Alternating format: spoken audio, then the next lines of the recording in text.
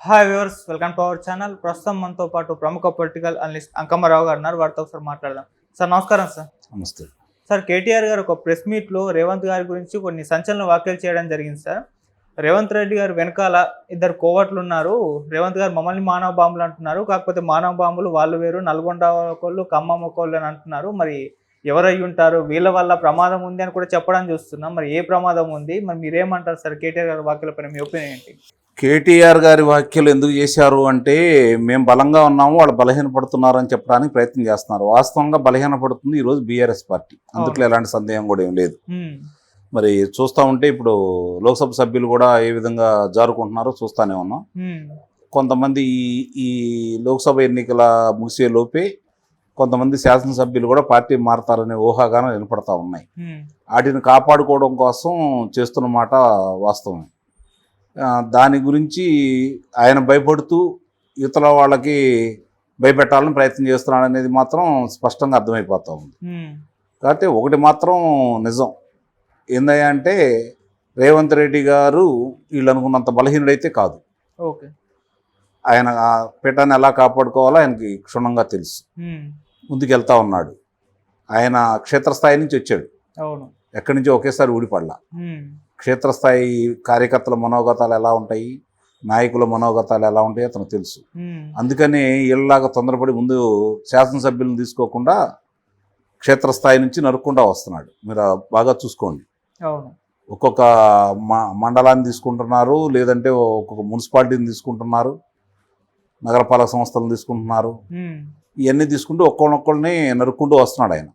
ముందు దాన్ని కాపాడుకుంటే కేటీఆర్ గారు వాళ్ళ దగ్గర నుంచి ఒక్కళ్ళు రాకపోతే అప్పుడు ఈయన గురించి ఆలోచించుకోవాలి. అటు జారిపోయే వాళ్ళని పట్టుకోవడం కుదరట్లేదు ఆయనకి.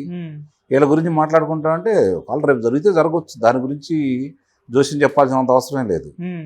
ప్రస్తుతానికైతే మాత్రం బీఆర్ఎస్కే ఎక్కువ నష్టం జరుగుతూ ఉంది. ఇప్పుడు రేవంత్ రెడ్డి గారు ఇప్పటికైతే బలంగానే ఉన్నారు. ఆయన బలహీనుడైతే ఏం కాదు, ఆ ప్రభుత్వం కూడా. కాకపోతే వీళ్ళకి ఏంటంటే అంకెలకి 5గురే కదా మార్పు. 5గురు అటు మారితే ప్రభుత్వం పడిపోతుంది. ఇప్పుడు సిపిఐ ఉండదు కాబట్టి 6గురు ఇటు వాళ్ళు అటు వెళ్ళిపోతే మారుతుంది. కానీ దానికంటే ముందే ఈ పార్టీ వాళ్ళని అటు వెళ్ళిపోతున్నారు కదా. ఇప్పుడు చూస్తే 8 మంది దాకా కనపడుతున్నారు. ఆ సంఖ్య పెరిగింది అనుకోండి, వాళ్ళు బలపడ్డట్టే కదా. రేపొద్దున ఏదన్నా కేంద్రం అధికారంలో మళ్ళీ భారతీయ జనతా పార్టీ వస్తే, భారతీయ జనతా పార్టీ గతంలో చేసిన ఏదన్నా దృష్టిలో పెట్టుకుంటే, అప్పుడు ఏదన్నా ఇక్కడ ఉన్నటువంటి తెలంగాణ రాష్ట్రంలో ప్రభుత్వానికి ఏదైనా ఇబ్బంది అనేది మాత్రం కొట్టివేయలేవు. దాంట్లో కొట్టివేయలేవు. దాంట్లో ఎలాంటి సందేహం కూడా ఏం లేదు. ఎందుకంటే ప్రజాస్వామ్యబద్ధంగా జరగట్లేదు కాబట్టి, మనం స్పష్టంగా అర్థమైపోతా ఉంది కాబట్టి. బీహార్ కూడా రేపు జరగబోయే పరిస్థితి కూడా అది కూడా ఎక్కువ రోజులు కొనసాగుతుందని అయితే నేనైతే భావించట్లేదు. ఓకే సార్, మొన్న కూడా కేటీఆర్ గారికి ఇదే వాక్యం అన్నారు సార్. రేవంత్ రెడ్డి గారు బీజేపీలో చేరిన ఆశ్చర్యపోవడం అవసరం లేదు, ఆయన మరో ఏక్నాథ్ షిండే, హిమంత్ బిశ్వా లా మారిపోతారు అని కూడా అన్నారు. అంటే ఇప్పుడు వాళ్ళకి ఎలా ఉంది అంటే, భారతీయ జనతా పార్టీ కాంగ్రెస్ ఒకటే అని చెప్పాలని పాపం విశ్వ ప్రయత్నం చేస్తున్నారు.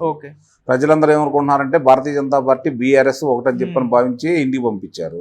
అది వాళ్ళకి ఇంకా అర్థం కాకుండా ఇంకా అదే పందాలో వాళ్ళు వెళ్ళిపోతా ఉన్నారు. అర్థం కాదు, అంతకంటే వాళ్ళు ఏం చేయలేరు. కాదనలేని కనపడతా ఉన్నాయి కాబట్టి వాళ్ళు దాన్ని కప్పిపుచ్చుకోవడం కోసం చేస్తూ ఉన్నారు. ఇండియా కూటమి అనేది భారతీయ జనతా పార్టీతో పోరాడుతూనే ఉంది.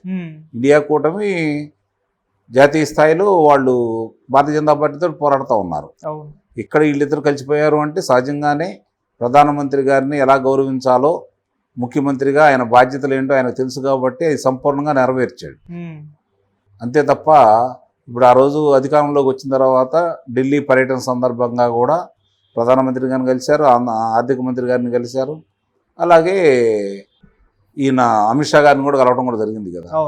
అంటే తన రాష్ట్రానికి ఏం కావాలి, ఇప్పటి వరకు రావాల్సినవి ఏముండయి, బకాయిలు ఏముండయి, ఆర్థికంగా బకాయిలు ఉన్నాయా, లేకపోతే వాళ్ళు ఇచ్చిన హామీల్లో ఏమన్నా మిగులు ఉన్నాయా, వాటిని సరిచేయమని, వాటికి త్వరగా పూర్తి చేయమని చెప్పుకున్నారు. వాళ్ళు రాష్ట్రానికి ఏం కావాలో వాళ్ళ ప్రయత్నం వాళ్ళు చేస్తున్నారు.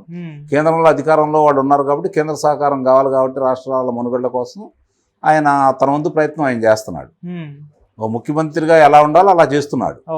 రేపొద్దున ఎన్నికల బరిలో ఎలా ఉండాలో వాళ్ళ వ్యవహారాలు వాళ్ళు చేసుకుంటూ వెళ్ళిపోతున్నారు. కాబట్టి రేవంత్ రెడ్డి గారు నిన్ననే చెప్పినట్టు సంస్థాగతంగా ఎంత బలోపేతం కావాలో స్థానిక సంస్థల్లో బలోపేతం అయితే తప్ప పునర్నిర్మాణం కాంగ్రెస్ పార్టీ ఈరోజు అధికారంలో వచ్చింది, దాన్ని 10 సంవత్సరాల్లో ఆయన కొనసాగిద్దని భావిస్తున్నాడు. కాబట్టి ఈ 10 సంవత్సరాలు బలంగా ఉండాలంటే ఏం చేయాలో అవన్నీ చేసుకుంటూ వస్తున్నాడు. ఓకే. దాని పర్యవసానం రేపు పొద్దున లోక్సభ ఎన్నికలు అయిపోయిన తర్వాత మరి ఇదే బీఆర్ఎస్ వాళ్ళు అనుకున్నట్టు స్థానాలు వస్తే పార్టీ మనుగడకి పెద్ద ఇబ్బంది ఉండదు. ఓకే.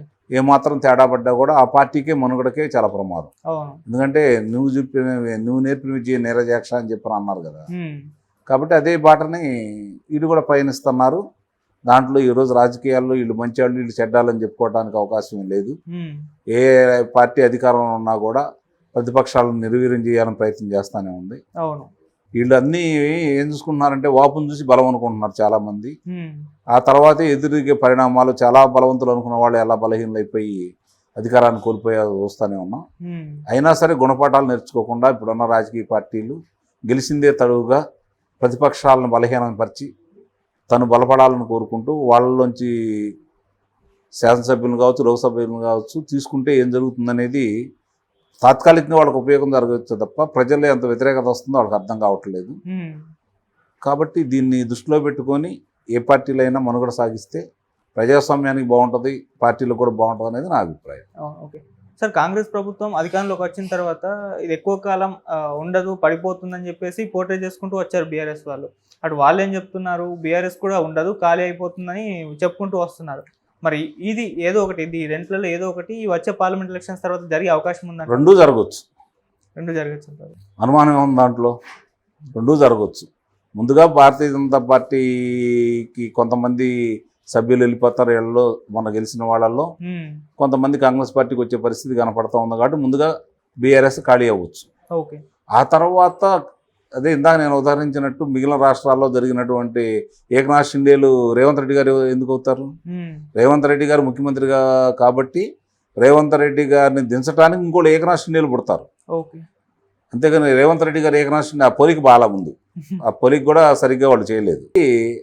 దృష్టిలో పెట్టుకున్నప్పుడు మనం కాదనలేము. వాళ్ళు ఉన్న పరిస్థితుల్లో రాజకీయాల్లో ఇది జరుగుతుంది, ఇది జరగదు అని చెప్పుకోవడానికి ఆస్కారం అయితే ఏం లేదు కదా. స్పష్టంగా కనపడతా ఉండే కళ్ళ ముందు ఎన్నో సంఘటనలు మన ప్రత్యక్షంగానే చూస్తూనే ఉన్నాం కదా. కాబట్టి దాన్ని కొట్టివేయలేం. ఇది ప్రజలు నమ్ముతారనుకుంటే అది భ్రమ. నిస్సందేహంగా కనుక ప్రజలు నమ్మారనుకోండి, రేపు పొద్దున మీకే అధికారం కట్టబెట్టారనుకోండి, మీరే నిజమని నమ్ముకోవాల్సిన పరిస్థితి వస్తుంది. అందుట్లో ఎలాంటి సందేహం కూడా ఏం లేదు. ఇప్పటికే సంకనాకపోయింది ఆంధ్ర రాష్ట్రం. రేపు పొద్దున ఏమైపోయిద్దో అని చెప్పని అందరూ ఆలోచించుకుంటున్నారు. వాళ్ళ పిల్లల భవిష్యత్తును ఆలోచించుకుని తల్లిదండ్రులు మీకు వ్యతిరేకంగా ఓటేస్తారు. తమ భవిష్యత్తు గురించి ఆలోచించుకొని విద్యార్థులు మీకు వ్యతిరేకంగా ఓటేస్తారు. స్థితిని తలుసుకొని దీనికి కారకుడైన వ్యక్తి ఇతను అని చెప్పని రైతులు ఆ రోజు మాకు ఇన్ని చెప్పారు, మద్యపాన నిషేధం అన్నాడు, తనే ఉంది. మద్యం మీద ఇంకొక 20 సంవత్సరాలు. Okay sir, thank you so much sir. Thank you.